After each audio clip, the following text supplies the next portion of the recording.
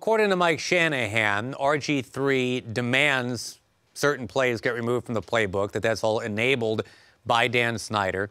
And on, this colorful pinwheel spins in D.C., where nobody's ever quite sure who's in charge and what's going on and who's saying what. So Jason Reid from the Washington Post is here to try to make heads and or tails of the latest. And Jason, thank you for joining us, first of all. What kind of play is this getting in D.C. that RG3, well, what was the subject of all this yesterday from Mike Shanahan? Well, you have to understand that there are some people who have known about this for some time. I knew about this basically shortly after it happened. And it has really put Robert, at least with the people who know about it, it really put him in a bad light, because whatever you think of Mike Shanahan, the guy did win 2 Super Bowls. And for Griffin essentially to go to him and say things that he was going to do and things that he was not going to do, and this is just the way it's going to be, it really rubbed a lot of people in the organization the wrong way. And really, if you want to talk about when the seeds were sown for Mike Shanahan to begin his exit strategy, if you will, from the Redskins, that's when it began that day. Because what Mike effectively determined that day was that, okay, whether or not Robert and Dan are in cahoots, for lack of a better word, the bottom line is this kid now believes that he has been empowered to run me. And whatever you think of Mike Shanahan, the guy, he earned his in this league. Okay, it wasn't given to him. He earned it. So what happened was Shanahan at that time, Mike determined, well, I've got to get out of here, because not only can this kid not do it, he's not ready to do it. He now feels so emboldened that he won't listen to me. And the whole thing deteriorated from there. So now you've got Gruden, who I guess doesn't really have well, I mean, do we call this a ringing endorsement? Probably not. That he says, obviously, he's the quarterback, but you put huge quotation marks around the word obviously, I suppose. Where is this really? I mean, is RG3 the quarterback? Could they draft another one? Do they let Cousins still? Where is this all headed? Well, okay, look at it this way.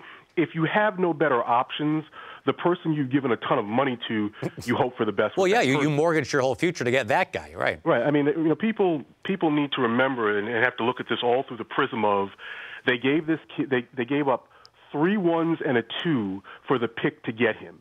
And Redskins fans will debate forever that, well, it's not really 3 1s because they got a 1 back. The bottom line is they gave up 4 picks for the pick that it cost to get him. They have paid him almost $18 million during that time frame. Now, he had one good season when the Shanahans put together an offense that accentuated his skill set, the things that he could do well. Then the kid determined that he was Aaron Rodgers, and, everything changed after that. So the way you're looking at the situation now in D.C. is that they have no better option on the roster. They've given him all this money. He's guaranteed $3.27 million next season. And I think Scott McCloughan, the new general manager, his attitude is somebody's got to take these reps during the offseason. We've given them this money. They went out and hired Kavanaugh to be the quarterback's coach. They're going to do what they can to prop him up in free agency, do some things with the offensive line. They'll do some things in the draft, and they're going to hope for the best. But at the end of the day, Jay Gruden looked at the film, and he saw the same film that Mike Shanahan and Kyle Shanahan saw. And if it were up to Gruden, this is an exercise that I do believe would have ended, but it's not his call. So as we talked to Jason Reid of the Washington Post, let me ask you going forward here with the number 5 pick that the Redskins have, and working for the Chargers, I love number 5 picks. Junior Seau, LaDainian Tomlinson, that worked out pretty well. But, then again, there have been 5s that haven't hit, and somewhere in the middle maybe is where the Redskins probably want to be. There's a pass rusher out of Nebraska. There's an offensive lineman out of Iowa. There's a safety out of Alabama.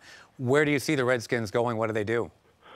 Well, when you finish last in your division 6 or 7 years and 8 of 11, and you're coming off consecutive season in which you won 7 games and lost 25, it's not a matter of one guy. It's a matter of restocking your roster from top to bottom. I mean, all those things that you mentioned are logical things, but they have not just frontline concerns with their players. Their depth is just so below what you need to be a competitive team in any division in the NFL. So where I see them going, where I see Scott McCloughan going, a guy who has a great track record in the draft, I see him trying to restock everywhere. And that may mean trading down to get more picks, because at the end of the day, this is not a team that's close to winning. Could something happen? Could they catch lightning in a bottle like they did in 2012 with Griffin? Anything could happen. But this is a roster in a state of disrepair that you can't look at it and say, well, if we add this pass rusher, if we add this safety, if we add this wide receiver. No, what you're looking at is we have to add position groups, multiple players at position groups. 2-10 in conference last year, 4-12 overall. You're right. It's a long way to shimmy back up the ladder.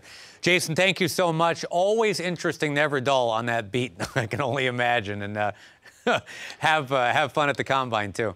Anytime. Thanks a lot. The Rich Eisen Show, weekdays at noon Eastern. On Audience.